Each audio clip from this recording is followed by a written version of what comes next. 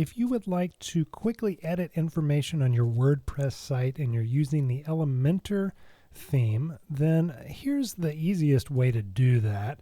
You can log into your admin, and over here on the side you can select the page you want to edit, but actually what I like to do is just go visit the site, find the page that you want to edit. Then you'll see at the top here we've got all these options on the top bar, and in the middle, Edit with Elementor.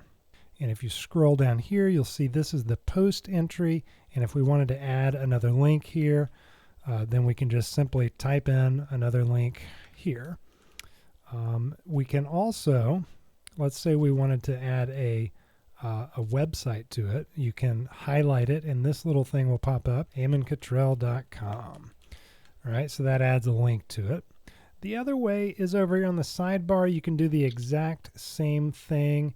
You'll see here's that another link that I just created, yet another link below that. And you can do the same thing by highlighting this and then clicking Insert Link, another page here. Then if you want to actually save that change, you're going to have to click the green Update button, and that will update the site. Anyway, I hope that is helpful for you. Have a great one. You're awesome. Bye.